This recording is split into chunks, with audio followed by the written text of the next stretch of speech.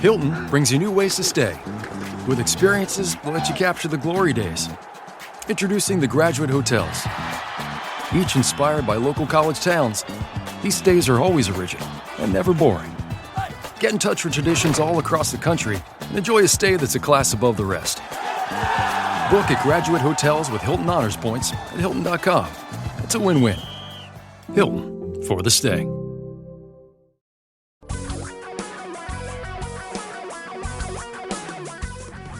Reality radio for a really great future. We're talking real money. Well, what do you know? What do you know? No, seriously, Tom, what do you know? What do you know? That's the topic for today. That's it? What do you know? That's wow. the topic. Well, good thing the show only goes 2 hours, because I'm not sure I know more than 2 hours worth of stuff. I can really say affirmatively that I do know. I think a lot of things, but... There's a reason why what do you know is the topic, because we think we know a lot, some of us, but we really don't. And when it comes to money and investing, maybe the better question is, what don't you know? Actually, an even better question than that is, what things don't you know that you don't know you don't know? Or what things you know, but you're wrong. Or things you think you know, but you're wrong. That's what I love. People, I know that. Well, but you know, what you don't know can hurt you, and what you don't know can hurt you even more. Indeed. And while this all sounds really confusing, it actually is designed to make some sense, because when you are investing money, if you're like most people, don't know a lot that you should know. And that's why we sit around here on Saturdays. Hey, I'm standing. Tom stands, I sit. Yeah, okay. I sit. Yeah. I think I'm tired. I think I'm just a little dingy from tearing everything out of my house to put new floors in. No kidding. But what we want to do is try to teach you to recognize what you don't know, and to help you know things that most of the people in this industry, they don't want you to know. They want you in the dark, and they want to shovel stuff on you and let you grow fungi for their personal consumption. In the dark. Got dark. it. Yeah, all right. Anyway, we want to help you out with your financial issues. Yeah, this is the interesting conversations that we get to have, because people come in our office, and oftentimes they go to a class, they get a blueprint, or some people just call up and say, my money's been here at another place for a long time. What do you think? So that happened this week. Very nice young lady came in with her portfolio, and she got the money ended up at the place it's being managed because of a friend sort of relationship, right? It's a person. They're very nice, though. They're always so nice, and they're charging the nicest people I've ever known. It is a registered investment advisor, so it is a fiduciary response. What? Okay, so that's good. What? They're charging her 1.2% a year, which is more than I'd like to see you pay, but not unreasonable. It's not. We've seen higher. I think we just looked at somebody this weekend. We just looked at 1.85 or something. Yeah, it's kind of spendy. Yeah, you start getting north of 1.5. That's off the. Well, anyway, it's getting a little higher than I'd like to see you pay. It's too much. It really is, frankly. But so,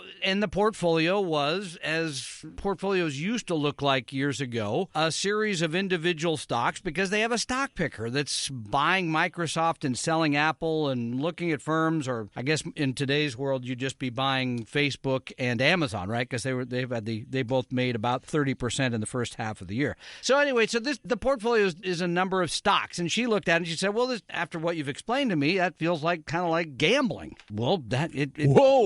Gosh, really? Came to that realization That's herself. what it is. Yeah, it kind of is. But then I turned the conversation around. I said, okay, but what's the purpose of this money? Well, it turned out the money had been inherited, most of it, and the purpose is her retirement, which is probably 10 years down the road. Okay.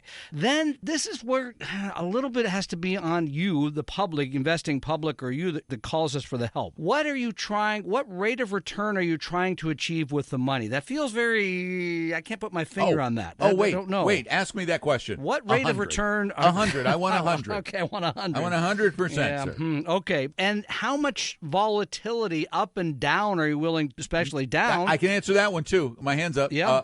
None. Zero. So you want to make 100. Zero. You want to make a lot with no risk. And zero. You sound like all of us, right? Just want to make that much and not take any risk. Because you and I have invested in, private companies, some of which have gone up very quickly and some of which have gone down quickly, because it happens. But you don't want to do that in your portfolio. So she didn't know that, right? This is, I think, for the crux of the matter for anybody who invests $1. What are you trying to make? How much risk are you willing to take to make that money? Right. She didn't know that. She was a little, I think, embarrassed, and I said, that's okay, because most people don't know. They don't know. So at the end of the day, they don't know really what their stock to bond ratio is. That is, stocks being the riskier things and bonds being the less risky things. Should be. You should know that. That's one thing you should know. Please, though, let me come to the defense of these Of poor the defenseless? souls. Okay. Because somebody has to stand up for them. Apparently it's not you. I guess not. I'm Gosh, feeling you're bad hard now. on 'em. And this is where it comes to not knowing what you don't know. Mm-hmm. I don't know how someone is supposed to know that they need to know those things when they're never, ever taught to know those things. And this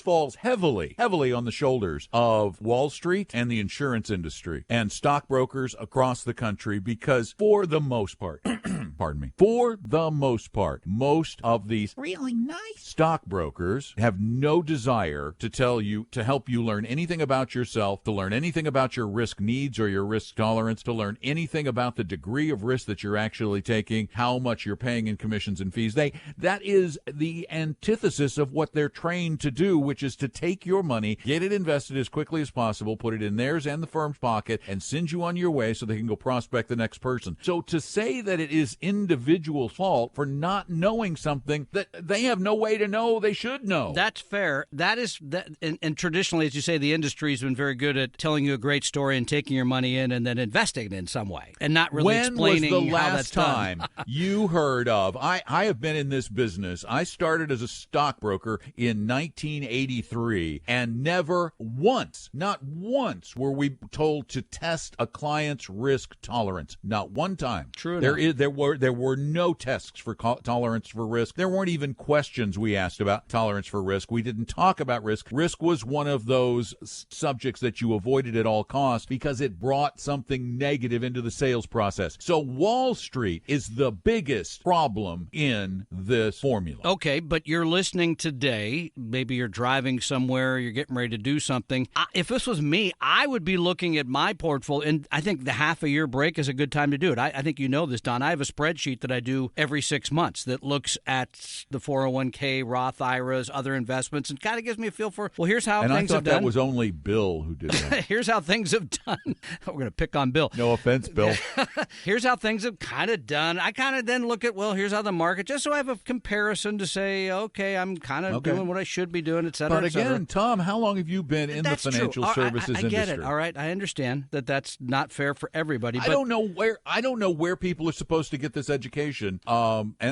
Except I want to say, except for here. Yeah, well, okay. Because if they turn on CNBC, that's not what CNBC is they're about. not going to get it. No. If they open the Wall Street Journal, nope. They're generally not going to get it. Nope. If they open Money Magazine, they're not going to get it. If they turn on their radio on the weekend, they're definitely not going to get it. That's except here, because everybody else is out selling those blasted indexed annuities that are designed specifically to teach you nothing about investing and to make it appear that you can get that thing. Remember that thing I asked for just a few minutes ago? All big return and no risk. No risk. Sign me up. Sign me up. No, sure, you're I mean, but there are books. Of course, you could read any of John Bogle's books would be a help. Yes, John Bogle's books are a help. Paul Merriman's book is a good one. Dan Solin's books are awesome. Yep. Mm-hmm. Don McDonald's book, I hear, is pretty I love good. Don McDonald's book. It's been around for a long time now. A lot of people have told me that was the easiest, simplest explanation of investing that they've ever read, but it's not a bestseller by any means.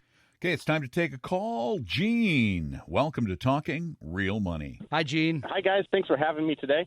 Big fans of the show. I wanted to ask you guys your opinion. I'm currently with Vanguard with my Roth IRA, but I was considering going to Motif on Paul Merriman's recommendation. I was wondering what you thought about Motif as a custodian. Well, here's our and by the way, Paul's going to be on the show. I think it's 3 weeks from today when Don's out visiting some other place that we can't yet talk about. But here's the reason that we struggle trouble with Motif generally. I like the portfolios Paul's put together. The problem I have with Motif is it's kind of the hot thing of the day. In other words, if you show up today, they've got an idea, you show up tomorrow. If you were just to go use one of the portfolios Paul has, I think that's perfectly fine. I think they're good. And I think you're going to get probably greater diversification there than you would in a one fund solution at Vanguard, but I see nothing wrong with that. But the problem is there's a little Motif for anyone, and it can get very seductive to get into some of these things that can be really, really dangerous. If Motif was just one smart portfolio or two, I'd be happy.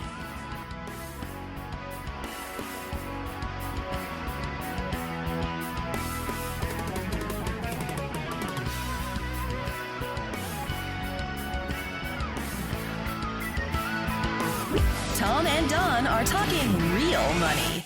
Quick break. In addition to our Talking Real Money podcast, we have a few other tools to help you gain a better understanding of the concept of real investing. Of course, there's Real Investing Journal. That's offered in both a free online version and in an inexpensive printed magazine. Explore both those options at realinvestingjournal.com, realinvestingjournal.com. Then we teach classes. We offer most of our live classes in the Seattle area because that's where most of our offices are, but most of you live elsewhere. That's why we're now offering the same classes that Tom and I taught at Retire Meet online right now, free at talkingrealmoney.com under the video link. Just go to talkingrealmoney.com and then click on the video link. You'll see them right there. Finally, we also manage the wealth or the budding wealth of hundreds of folks like you through our fee-only 100% fiduciary investment advisory firm, Vestory.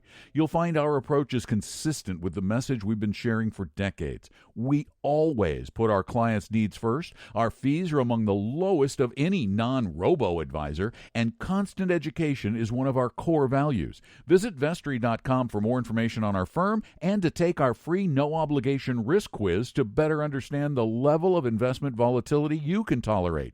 That's Vestory.com, Vestory.com.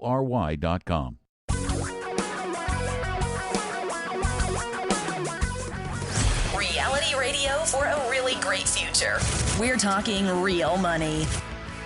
Welcome back to the show. I'm Don McDonald. What do you know about your dough? A lot of things you think you know are probably wrong, and there are a lot of things you should know that you probably don't. Now, Tom's aware that my office is in my home, so I have to escape once in a while, and I go to this little place called Chick-fil-A. Go to it? I thought you were part owner. I have a booth. It's mine. And there's a couple, a semi-retired couple. He was a former chiropractor. They work the dining room. They're the nicest couple in the world. Sweet, sweet people. And the wife was talking about her ultimate vacation. I am just dying to go to Waco. And I did a double take. I went, Waco, Texas? Why would you want to go to Waco, Texas? She goes, oh, wait, you don't know about Waco? I said, what about Waco? She goes, Magnolia Market? So you're going to blow the whole thing? You're going to go ahead and blow it up here? You're not going to have a contest? Magnolia? Okay. No, I'm not. Magnolia Market is apparently the shopping mecca of about half the women in America and some of the men. It is owned by Chip and Jo. Chip and Jo are the hosts of the HGTV show Fixer Upper. And apparently people just love Chip and Jo to pieces. It's a cute show. I watch it. And so this is like home improvement kind of thing? Yeah. Okay. Yeah. Or buying places and then flipping them? That's what they did a lot of that. They buy them, they refurb them, they flip them. They have stores now with furniture. They're working with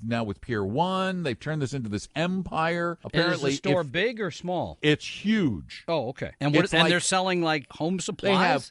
They sell furniture and decorating stuff. They have concerts, they have restaurants. Wow. It's just this huge. And so you decided to add that to your cross-country jaunt. Well, the problem is, I should say Debbie decided to add that to the. I'm going to DFA, Dimensional Funds, to meet the staff in Austin on my way, and turns out Waco's just 45 minutes up the road. So is that right? I didn't know that. Okay, I know that close. So we're going to be going to Waco. Okay. I'll be doing the show while I wonder what Debbie will be doing while I'm doing the show. Hold the credit cards. I don't want to sound sexist, but I know what she'll be doing. Yeah. So anyway, the Magnolia market is All this. It's supposed to be this. And let me tell you this. They have a bed and breakfast, this couple. Debbie goes, oh, can we stay in their bed and breakfast? I looked it up. How much? It was $800 a night. Yeah, because they're on TV. Hey, wait a minute. That's because we're on radio. Maybe we could charge $400 a night or something. Yeah, huh? yeah, we'll get half that price at your house. Oh, yeah, right. Sure, no problem. Yeah, I never got anywhere near that for everybody to live there, so sure, why not? It's the vestry, what are we going to call it? I do have the above-ground pool in the backyard. It's slightly warm. We've established that's a blow-up pool. I said that. I said above-ground pool. I know, but above-ground pool sounds like it's like a pool. Okay. It's a very temporary structure. It's more than that's 3 feet deep. All right, so it's a thigh soaker. And Dave, you're up next. Welcome to Talking Real Money. Hey, Dave, how can we help you today? Hi, guys. I'm doing pretty good. Good. I'm just early 50s, and I have a new financial guy from Forrester's Financial, and he's got us into a very balanced portfolio with both stocks and mutual funds. And so we just wanted to see if that was kind of the right tack to take. Dave, can we get you to hang on a minute? We'll chat about this on the other side of the break. We're going to take a break. I just want to tell you, though, Dave, steal yourself. Because, I bet this guy from Forrester's is a really, really nice guy. And that's going to be about the extent of it. Stick around. We'll find out more after this.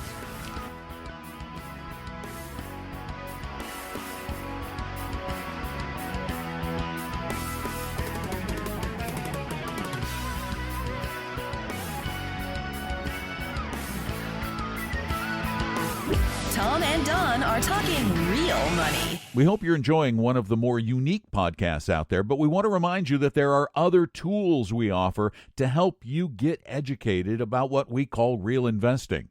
We publish Real Investing Journal both as a free online version and in an inexpensive printed magazine. You can check those out at realinvestingjournal.com.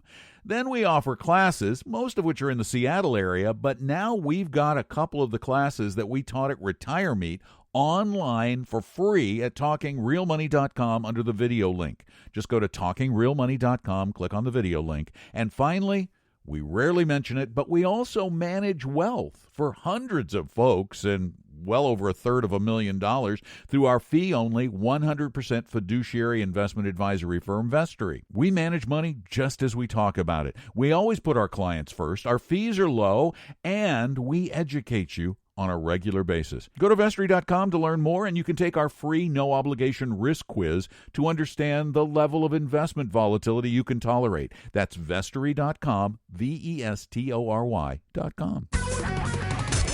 Your guides to a really great financial future. Tom and Don are talking real money.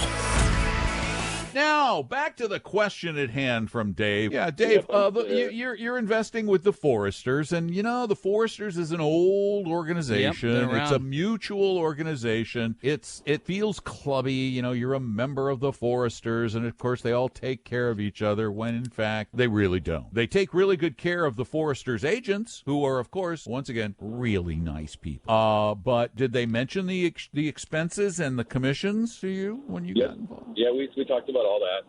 I used to be a Merrill Lynch particular investor, and Merrill Lynch changed their processes. We had a gal that we knew very well, and she retired, and then our investments went into the pool of investors kind of management, and that was not a very good situation at all. Yeah, but let me ask you why you chose to jump from the Merrill Lynch frying pan into the Forrester's fire. Ooh, that's kind of a Forrester's fire. For fire? It's the right time of year. Because, why? You paid commissions at Merrill, you took your money out, and then you gave this new person these big fat commissions and ridiculously high expenses. I'm looking at their global fund. How much? And the average annual expense ratio is 1.52%. You're paying through the nose. Dave, you still there? Yeah, I'm still here. Okay. I'm just listening. Yeah, so just as an equivalent, so that is a mutual fund that holds a fairly big basket of stocks. I don't know how many stocks, Don, but well, let me pull up its. So just to give you a comparison, you could go on the the dimensional funds has an international fund that you pay about 40 basis points for. So 0.4 versus 1.5. So right off the bat, whoever's running the fund they're using there at Forrester has to outperform by more than 1% a year. We can't find that for an active manager, somebody who can pick stocks or time markets or be in the right sectors or all those things. So instead, we would say own the index at a much lower cost. You could go to Vanguard and do that. If you really had to have, professional management, again, our recommendation would go to the DFAUS.com website, look up an advisor who is a fiduciary who does generally have lower cost, generally. And let me just make an interesting comparison for you. I'm not just making this stuff up. If you, let's just assume you use the First Investors Global Fund, which is a global fund that Forrester's sells. That fund, again, 5.75% upfront commission, 1.52% expense ratio. It's split about 60-40 U.S. to international, with 100 stocks in the portfolio. Oh, so that's a very limited diversification. The Vanguard International Fund, I have to look it up, but probably would have 2,500 or 3,000 stocks in it? No, we're talking because this it's is a US global. it probably has this more is a global, so compare this to the Vanguard Total World. Oh, Vanguard VT. The VTWSX, the Vanguard Total By the way, World that's, Stock Index Investors. Yeah, how many is that? Let me just start at the very beginning. There is no load to get into that fund. Okay, so first, it's free. Second, it costs 1.3% less per year. It's 0.21 per year as opposed to 1.51. And its portfolio is about 60% U.S., 40% international. But its portfolio consists of 7,624 stocks. So take a guess as to which fund is riskier, the one that holds 100 or the one that holds 7,000. By the way, obviously the one has more stock. Correct. Yeah, and then let me give you the ticker again, just so you know. It's V as in Victor, T as in Tango. I'm doing it. I'm going to tell you why here in a minute. W as in whiskey, S as in Sierra, and X as in X-ray. Because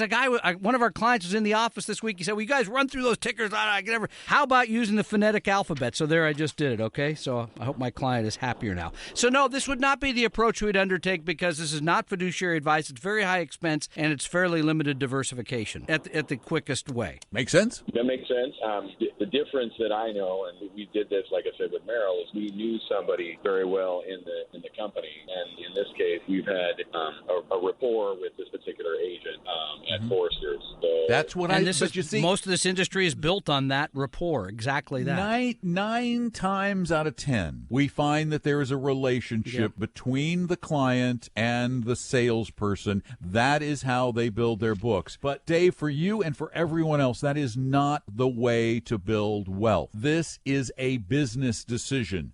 And again, they're nice. They wouldn't be doing what they're doing if they weren't nice. Yeah. Mm-hmm. But this person, I could, if they can, with a clear conscience, call themselves your friend or a good acquaintance, good for them. But the fact of the matter is either they don't know any better, or they just don't care. But it is almost impossible to justify these kinds of mutual funds, active management, these kinds of fees, and these kinds of commissions. If you want honestly the best stuff for your family, this ain't it. Thanks for the call. But this is the biggest problem with this industry. This is the biggest problem with us investing in this country is we keep investing with friends and family. Just because your friend got a job with an insurance company or a stock brokerage firm does not mean they know anything. That's what we talk about on this show, and we want to help you know more. Not know more, but know more with a K. Know more about money, know more about investing, know more about the things you should know, and understand what what people are telling you may not be good for you, even though they're so nice. Well, they always are nice. I mean, this because people. I've heard that once. I've heard it a million times. But they're so nice. And Dave, who we talked to recently, was saying, "Yeah, I went with Forrester, and they're nice." Here's the reality: somebody who's charging you 5.75% commission, and then putting you into a fund that charges you more than 1.5% a year, they better be really, really, really nice because that's pretty expensive. And the odds are you're going to make less than the market over that period of time because you're paying too much to others. Just like investing. The odds are you don't know what the odds are. It's a good point. So, I mean, it's frustrating. So, but anyway, we'll be glad to talk to you about any of those things that Don just mentioned around retirement and, investing and should I use a Roth? Or it feels very confusing, but should I be in the market? Should I be out of the market? Right. And that's coming up. Well, a lot lately. I know. Have you noticed how many articles there are about New York Times? Nearing a top? New York Times said time to worry, right? Time to be worried about the market because this is because you'll hear more of these stories because we've had a great first half of the year. The S&P made over 8. International did better than that. Emerging markets did better. So now and it comes from so few stocks, right? The FANG stocks, isn't that what you said? Oh yeah, a lot of the return has come from the FANGs. Yeah, okay, and that's right from the FANGs. Bite in, baby. Pointy.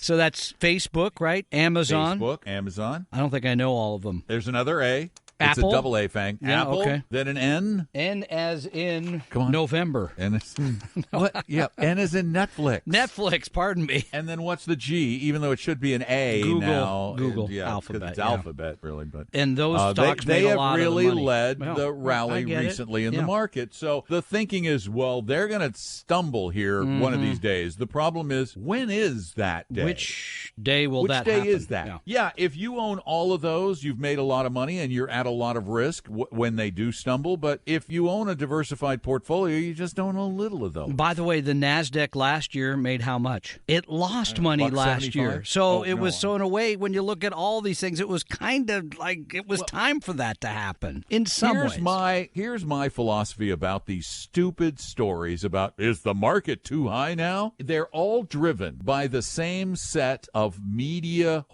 media. I don't know. Can you say that? Perma bears. I can say horse. Yeah. Okay. I was going to tell our editor to clean it up. Yeah. And that's what they are. They really are. They're looking for media attention. Give you a great example. They quoted in this New York Times story from today a gentleman by the name of James Stack. Yes, I'm very familiar with Jim Stack. I love to make out of Montana. Of these guys. He's in Montana, actually. Yeah. October 9th, 2001. October 9th. Get this. October 9th, 2001. Now, when did... anyway, an article from Forbes. James Stack, a perennial bear. That he is. Bucks the bandwagon and sees good news. What? That was when the market crashed. Then, in 2014, this is from Market Watch, 2014. Let me just do my math. It's 17. So this was 3.5 years ago. Yeah. Jim Stack has turned negative on the market, and he's predicting an eventual downturn. So you could, in that case, say Stack blew it. Everyone else who guesses the market, he blew his stack. Yeah. Okay. Sorry. There's a mutual fund called the Fairholme Fund, which was like the red hot, the hottest thing ever. It was beating the pants off the S&P 500 until it didn't, right? And so all this billions rushed into it. Wait, I was at a table in Vegas where a guy was playing craps and he was winning tens of things. Just I wonder if he was really, really skilled. I'm not picking on him as much as I'm picking on you in the audience, because this is what happens with mutual funds. He was hot, so billions of dollars poured into the fund, right? Just in time for what? That. Yeah, he had inflows for in billions. For him to go, Berkowitz is his last name, all right? And the fund is the Fairholme Fund. Sam? I knew you were going to go there. So he was red hot, and actually over the last 18 years, he still has done much better than the S&P, but you had to deal with a lot of volatility, the ups and downs. Now, article in the Wall Street Journal today that you'd never see in Real Investing Journal, because this is not investing, this is really gambling. Vegas. This is like Vegas. He is on the comeback bid, and what's he betting on? What's he doubling down? I mean, tripling down, quadrupling down on is this retailer that you hear about in the news from time to time, and the news is generally not very good when you hear about him, called Sears. Okay, raise your hands if you've shopped in a Sears store lately. I'm not seeing a lot of hands. Have you been in a Sears? I walked through one because I was in a mall and I needed to get out, so yeah, I had to go through Sears. I used to work for Sears. I know you did. I worked in My the son Sears worked Tower. for Sears, yep. I actually worked in the Sears Tower. I worked in a Sears service center. I worked for Dean Witter, which was a member of the Sears Financial Network. Sears was a great retailer then. They were powerful. They were big. They were the biggest. Now they're gone. I don't care what you call that little lingering corpse out there. That is not a Sears. But here's what I love about investment manager. So a big part of the fund now holds Sears in varieties of ways. Sears debt and Sears stock and all these things. You're making a big bet on Sears. But here's what I love about this. Do you know how big the bet is? Oh, I forget. It's like 10% of the fund or something. Oh, no. Try again. Oh, it's higher? Over 20% of the well, he only owns assets. 9 stocks in the whole fund. 9. That's crazy. But here's what I love about this, because we're on the air telling you diversify, keep your costs low, rebalance. Don't pay attention to this. The rest of the time, the information is why you need to buy this fund or why you need to buy this stock. He believes Sears is a great purchase because it has been beaten down, because it holds this real estate in malls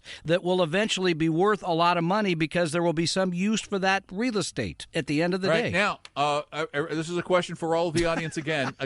Raise your hands if you've seen a mall in your community or nearby community that has been vacant or nearly dead for more than 10 years. You got your hand up. Lots of hands. Yeah, it turns out. But this is what makes it fascinating. So he's got a great story as to why you need to own Sears. He's made a big bet on it. Sears is off to a roaring start this year, down 14%. Here's what I don't get. Well, one, okay, his 5-year return, half that of the S&P 500. Half, okay? But that's not even what I don't get yet. I don't get why we need all these middle people. Why do we need a Fair Home Fund with Son of Sam running it, or your stockbroker? I'm going to get my lawyer online, too, for that one. That was a joke. Okay. That was a Please, joke. yeah. We know that the Son of Sam, he's in jail or something, isn't he? Mm-hmm. They did catch him, right? They did. Well, then we're good. Okay. Then we're good. Nothing to worry about. All right. Here's what bothers me is why don't we just eliminate all the middle people, the stockbrokers, the money managers, the guys on CNBC. If you're going to bet on stock, they should just have a big board at at the Aria in Vegas or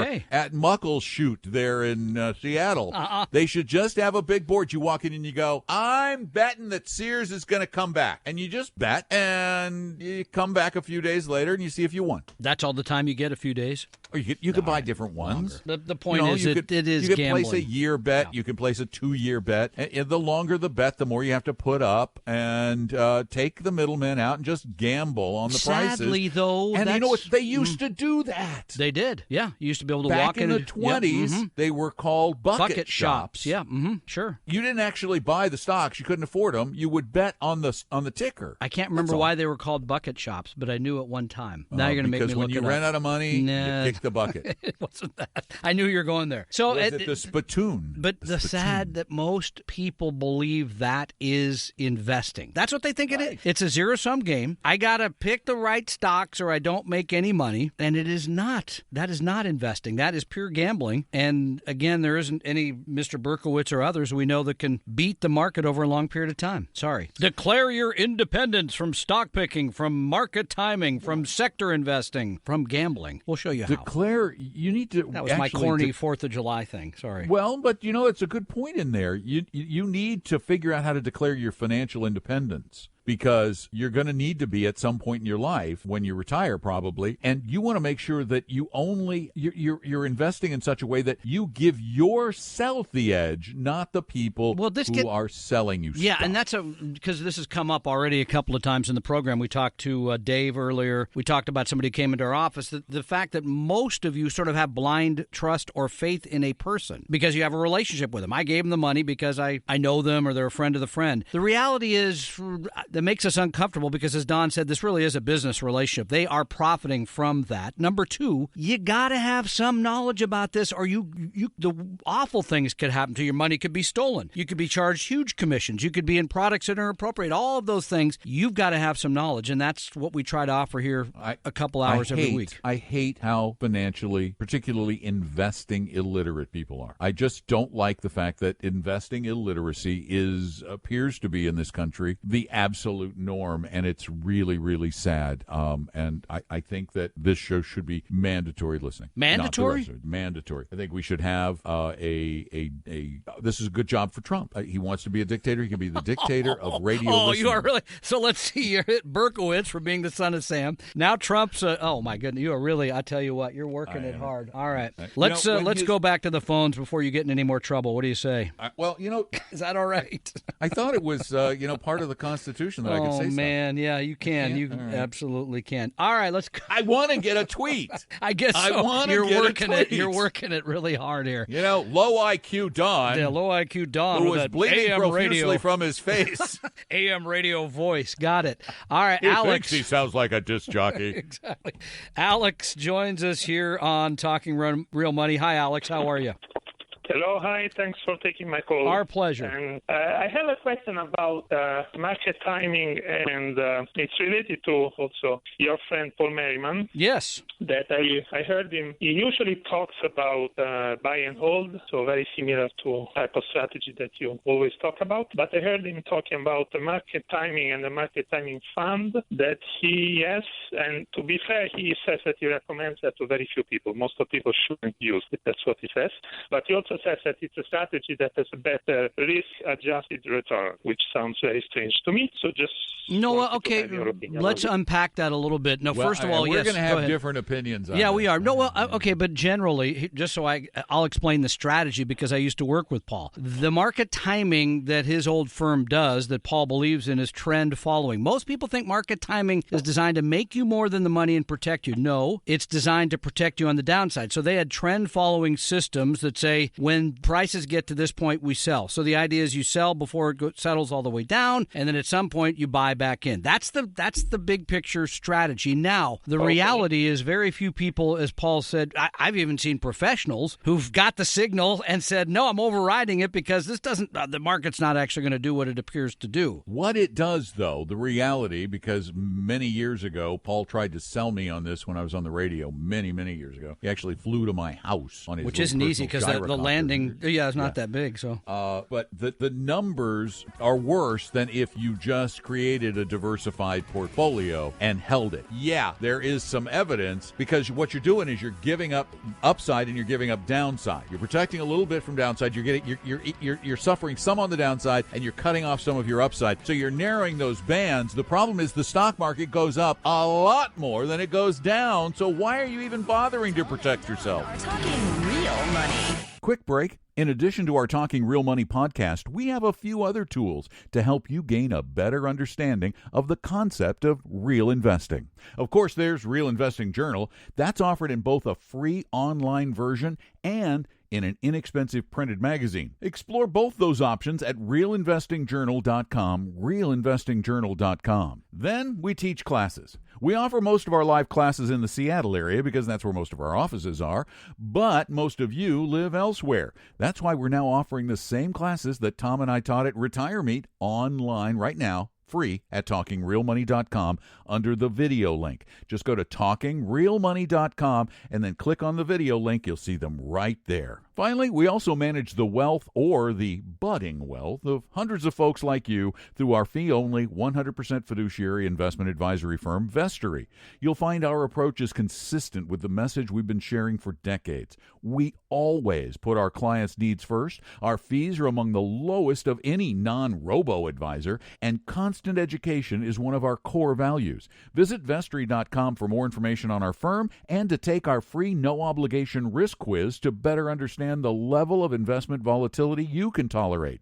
That's Vestory.com, Vestory.com. For your real life and real future, Tom and Don are talking real money. You should never allow yourself to be sold anything. You shouldn't get financial advice from friends or family, ever. Get a pro. Wait a minute. Most of my clients are friends. Well, now they are. Well, there were a few that were friends before that. But you know, you got to be very, very careful about that because most of your friends and family are, well, okay, wait, let's make it easier. Yeah. Let's not say blanket no friends or family. No friends or family who are not always required to act in your best interest or as a fiduciary. And this is another point that is so gray, especially now because fiduciaries become this marketing term that, I'm a fiduciary. Well, are you all the time? That's the key point because we have people who are what we call duly registered. They sometimes are fiduciary and then other times they can, as Don likes to say, put on the other hat and sell you a nice big fat annuity. As we've discovered on this show when people call and go, I was talking to a guy who said he was a fiduciary and he sold me an indexed annuity. No. No, Can't do he's it. not a fiduciary then. He took off his fiduciary hat if he ever actually owned one. You know, I'd make him prove it. Show me your fiduciary hat. Always. I want to see it super glued to your head. Well, and a couple of years ago, I made a 2-page form to help people vet their advisors. I just recently condensed it down to a 1-page form. 1-page printable PDF. It's very popular. At TalkingRealMoney.com. You put down your name, you put down the firm's name, you ask the firm for a few things, a little bit of information about them, and their fee structure and what they sell, and then at the very bottom, this is, if you don't go download the form, write a statement like this up and hand it to them and ask them to sign it. I affirm that I am required by law to act in your best interest. I take my fiduciary responsibility very seriously. Therefore, I promise to adhere to a strict fiduciary standing in all of our dealings as follows. 1, I will always put your interests ahead of my own. I will conduct prudent and responsible due diligence using the best resources at my disposal. I will always behave honestly. All important facts about my advice, including all fees and commissions charged and or received. You see, the insurance industry, they get you with that one. They go, well, we didn't charge you a commission. Did you get one? Yeah. Then you charged it to the client. And I will avoid all conflicts of interest and because sometimes they'll arise, should potential conflicts of interest arise, I will disclose and manage them in your favor at all times. And this is the form, my wife tried to get me to sign this about a week ago, and I'm still thinking about it a little bit. So, did she scratch out all the stuff about money and just say, you just general. have to act in her best interest at all times? Exactly. Yeah. That's the husband's pledge, fiduciary pledge. Yeah. I'll probably sign it. Let me just share something with you. Yeah. Either you live up to it or you won't be living with her anymore. That's so a good point. It works pretty much. Well, this time of year I'm not. I mean, she's never home anyway. So, well, she's in the pizza biz. Yeah, she's in the pizza biz. Food trucks all over the place. So, pretty much home alone. She's always out. Well, out and about. I know. I want to finish the thing on the market timing thing real quick because this is. You said we're going to have a difference of opinion. Paul. Yeah. Yeah. We do. I don't think. I don't know that we do. Because I have see the value of it. Well, yeah, I have long. But here's the value of it because some people emotionally cannot just sit there. It doesn't matter that you have because what Don is telling you and what our advice would be if you came to see me would be you should have the right amount of risky things like stocks and the right amount of less risky things like bonds. That should be the approach. Some people can't take watching the market go down day after day. For you, then go time the market. That's going to be the approach that will probably be better for you emotionally, not financially. That's the point. And it's expensive. It is expensive, and it's taxable. All these things that don't make sense. Oh yeah, and the tax disadvantages are huge. I just say I don't see the point. Tom and Don are talking real money. We hope you're enjoying one of the more unique podcasts out there, but we want to remind you that there are other tools we offer to help you get educated about what we call real investing. We publish Real Investing Journal both as a free online version and in an inexpensive printed magazine. You can check those out at realinvestingjournal.com. Then we offer classes, most of which are in the Seattle area, but now we've got a couple of the classes that we taught at Retire Meet online for free at TalkingRealMoney.com under the video link. Just go to TalkingRealMoney.com, click on the video link. And finally, we rarely mention it, but we also manage wealth for hundreds of folks and well over $250,000 through our fee-only 100% fiduciary investment advisory firm, Vestory. We manage money just as we talk about it. We always put our clients first. Our fees are low, and we educate you on a regular basis. Go to Vestory.com to learn more, and you can take our free no-obligation risk quiz to understand the level of investment volatility you can tolerate. That's Vestory.com, Vestory.com. Your guides to a really great financial future. Tom and Don are talking real money.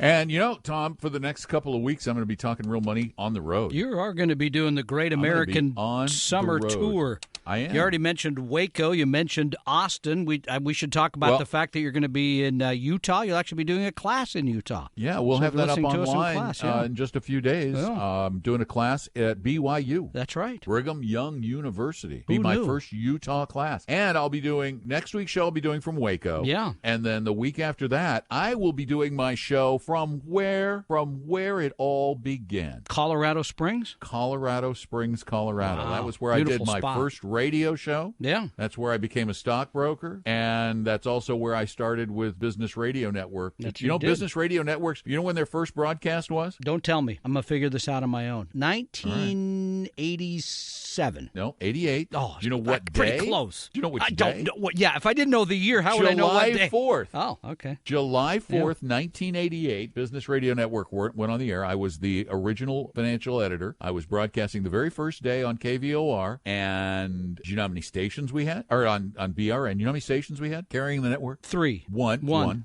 Leadville. Okay. Leadville, Colorado. Yeah, limited listenership.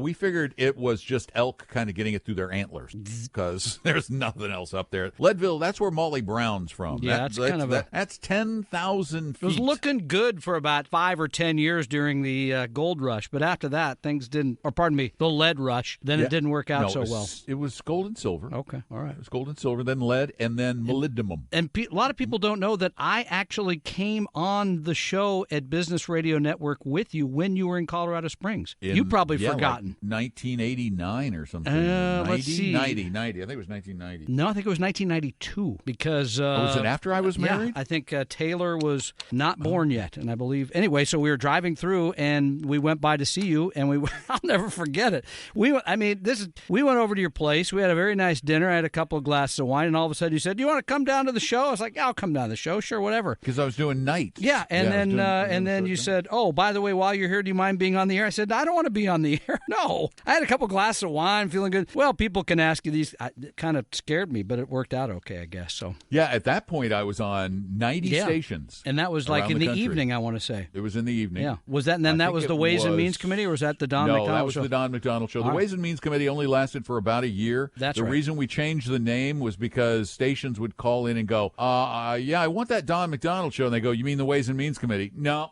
I want Don McDonald's show. And they had no idea what it was called. They just knew who the host was. But I started in radio at a station called KVOR, the Voice of the Rockies. Still there. In 1985. They moved from 1300 a.m. to 740 a.m., but they are still, as they were when I was there, the number one rated station in the market.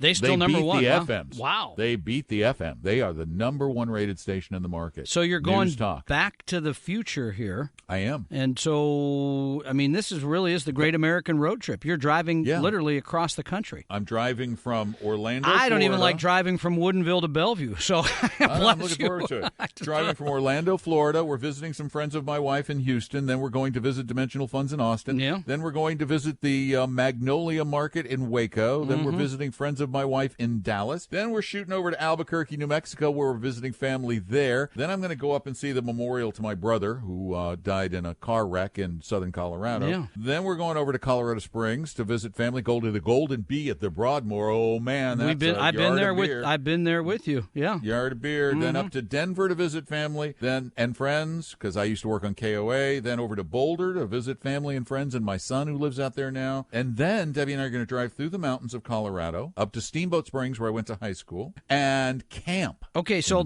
you've been asking for a show of hands. How many of you in the audience think Don should have to take vacation days for this, and how many of you think this should just be regular work days? I'll be working. I don't see a whole lot of hands going up, so I guess you're okay. Well, no, I'll be working and vacationing. I should probably do like half vacation. Yeah, I only have 6 weeks of vacation coming. I know. And I'll never take it all. I know. Me either, never. By the way. So, because somebody, I ran into somebody recently that said, they were complaining their husband doesn't take all his vacation. I said, I don't think I've taken a day off since we started this firm 7 years ago. Really? Right. I mean, really, where I just didn't do anything? No. You take, it's like I'm going to do. We're going to drive 6 hours, then I'm going to go to a hotel and work for a few hours. Yeah. It's like you did at Lake Chelan when I came out to visit you there and wouldn't go in that stupid freezing cold water. That water is perfect. It's a glacier that just lost its ice. And it's 100 degrees outside. It's perfect. You jump in, you cool off. 12 degrees in the water. Okay. That's a bet you will lose in this part of the country, but okay. You go ahead and finish your trip. Cold. You're going to Salt Lake, you're going to Colorado. Salt Lake, doing a class. I'm getting dizzy here. Cutting up through Idaho, visiting somebody. My wife wants to stop and visit somebody in Portland. Oregon? Oregon. Okay. Yeah. And then finally, I thought maybe you're detouring to Portland, Maine. What do I know? We are ending the first leg of our nationwide tour in Seattle, Washington, where I will be for 4 weeks. Good Lord, help us all. Helping set up our new office, the new vestry. You thought carrying office. Furniture was tough at your place. Wait till you try this. No. It's called delegating. You go do that. We got a lot of strong young guys that can move things from there to there. Yeah, good point. Exactly. All right. I'm going to delegate. So how does that sound? That is is literally from one end of the country to the other. It literally is. We're going to have some fun, too, while you're here. We've got a great event that we'll talk about coming soon that we're going to do the show live. Anyway, well, it's the big open house. Yeah, it's the big open house for the new office. Got some food trucks. It'll be a good deal. That'll be coming up a couple weeks. We had a lot of good stuff coming up. And then we're going to throw you in Lake Chelan. We already figured out a way to do that, so that'll be good, too. Well, the trick to that is if you take me to Lake Chelan, there's no one to open the new office. Oh, that's a good point. As you pointed out, you're leaving on vacation when we're moving to the new office. Yeah, I said, that's the perfect time to go. Convenient. That's the perfect time to be out of town. August 1st, we move into our new office. Tom starts his vacation like August 1st. Do we have time for a quick call? Because we got somebody waiting. We have a minute All and a half. Let's go to him real quick. Finally, we got to call him. Let's go, Richard. We're in a hurry. How can we help you? Hi, I was wondering how you feel about, owning a home versus just investing in stocks. Why would you want to own a home, Richard? For what I actually purpose? don't, but everyone else seems to tell me that it's a good idea. Oh, in other words, you're going to get rich investing in local real estate as opposed to investing in stocks. You're not. Hasn't been true. I'll put it that way. Homes as an investment nationwide have done very poorly. They really have never made any money. If it's a lifestyle decision, do it. But, owning a home is expensive. It's not just the payment. Once you own a home, everything that goes wrong is your responsibility. If you rent, it's not your responsibility. Well, let's give a quick number. Nationwide, going back about 60 years, owning local real estate, you've made about 2% a year more than inflation. Globally, if you own stocks, you've made about 8% over inflation in that same period of time. So that's pretty easy. If you don't decision. need it for a family, if you don't need it for your lifestyle, I think it's a mistake, personally, to own a home. You're better off renting and investing that extra money. So go do it. Thanks so much for calling. We appreciate it. Don't go away. We'll be right back. Tom and Don are talking real money. Quick break. In addition to our Talking Real Money podcast, we have a few other tools to help you gain a better understanding of the concept of real investing. Of course, there's Real Investing Journal. That's offered in both a free online version and in an inexpensive printed magazine. Explore both those options at realinvestingjournal.com, realinvestingjournal.com. Then we teach classes. We offer most of our live classes in the Seattle area because that's where most of our offices are, but most of you live elsewhere. That's why we're now offering the same classes that Tom and I taught at Retire Meet online right now, free at talkingrealmoney.com under the video link. Just go to talkingrealmoney.com and then click on the video link. You'll see them right there. Finally, we also manage the wealth or the budding wealth of hundreds of folks like you through our fee-only 100% fiduciary investment advisory firm, Vestory. You'll find our approach is consistent with the message we've been sharing for decades. We always put our clients' needs first. Our fees are among the lowest of any non-robo advisor, and constant education is one of our core values. Visit Vestory.com for more information on our firm and to take our free no-obligation risk quiz to better understand the level of investment volatility you can tolerate. That's Vestory.com, Vestory.com. For your real life and real future, Tom and Don are talking real money. And while I am gallivanting across the country, Tom is going to be doing something truly important. He is going to be teaching the only class we're doing in July on the science of retirement investing, and the material presented is the kind of knowledge you really, truly need to know. You need to know this. You're not going to be sold anything. You will get a valuable education. We guarantee it. Tickets are just $10. Go get them right now at talkingrealmoney.com. That's talkingrealmoney.com. We hope you realize that the information provided on Talking Real Money is for educational and hopefully enjoyable purposes only. Providing personalized financial planning or investing advice takes time, so please consult with a really good fee-only fiduciary investment, tax, or legal advisor. We know a good one. Investing must always involve risk. In other words, you can and probably will lose money at times. Also, as much as you want it, no one can accurately, consistently predict the future. So past performance doesn't tell you a darn thing about what the future will bring. Unlike many other programs, programs that say something similar, Talking Real Money is not trying to get you to buy or sell any financial products or securities. Instead, the program is provided as a public service by Vestry, a fee-only registered investment advisor. Thanks for listening, and please visit TalkingRealMoney.com for more information and disclosures. That's a wrap.